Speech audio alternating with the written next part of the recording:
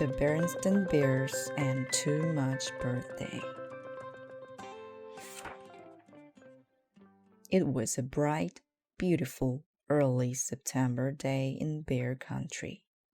Mama Bear had harvested the last of the season's pumpkins and was piling them high in her wheelbarrow when she heard Papa's distant warning call.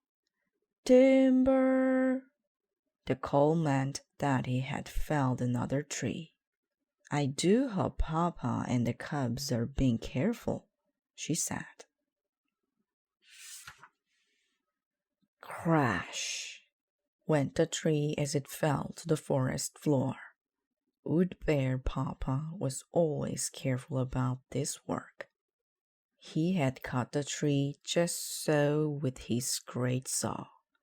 Then he and the cubs stood back and watched it fall into a bed of brush that brother and sister had prepared. "Look," said sister when the dust and leaves had settled. "It has rings."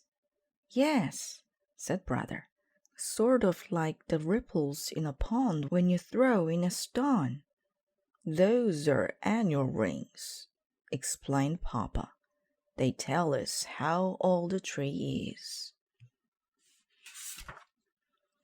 Sister started to count, but she got stuck at 12. Brother took over and finished the count. 25, 26, 27. "Wow, this tree is 27 years old." "That's a lot older than I am," said sister. "It sure is," said brother, laughing. "You're only 5. 5 going on 6, said sister. Brother was 8, and it annoyed her that however old she got, she never caught up with him. It didn't seem quite fair. "Do we have annual rings, Papa?" sister asked. "No," said Papa, giving her a little hug. "We have something even better. Birthdays and birthday parties. And it seems to me," he continued, "that you're having a birthday pretty soon." "Am I going to have a party?" cried sister, jumping up and down with excitement. "A birthday party with all the trimmings?" Brother was excited too. "I don't see why not," said Papa. 6 is a pretty important birthday. The cubs got so excited that they took turns shouting, "A real party with cake and ice cream? And decorations?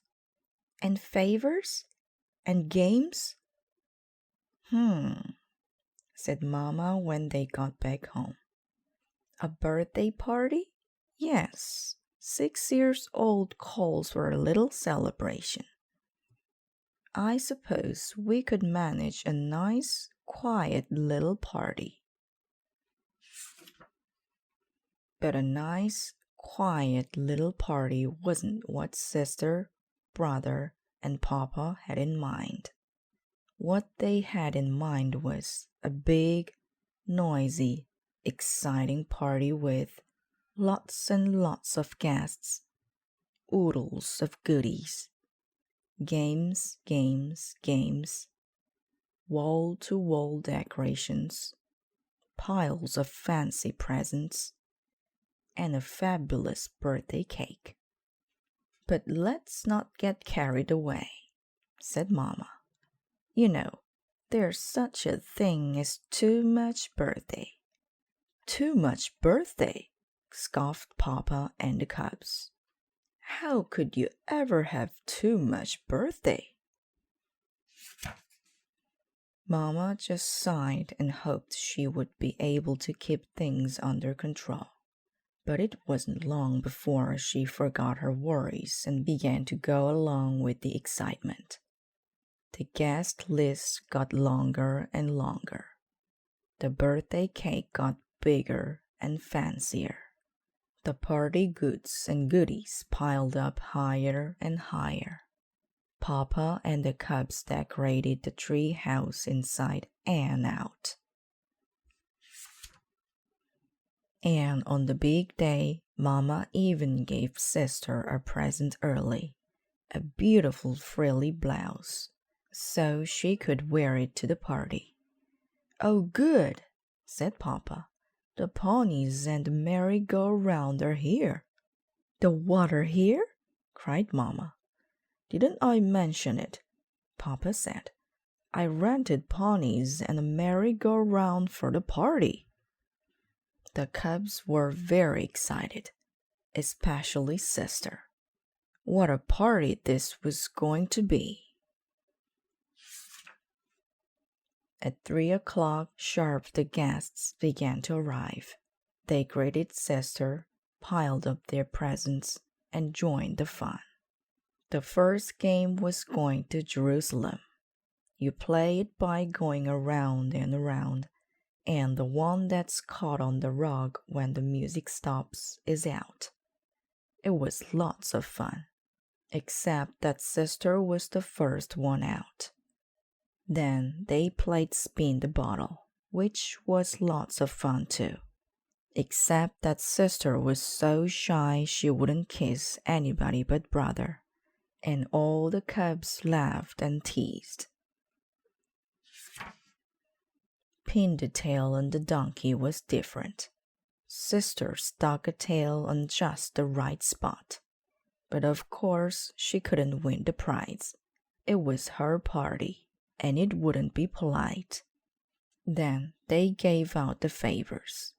Sister got a party pipe and tickled her friend Freddie's nose. Freddie got a trick plastic flower that squirted water all over Sister's birthday blouse. The ponies and the merry-go-round were a big success, except that Sister had sampled so many party goodies that she got a little sick from all the up and down and round and round.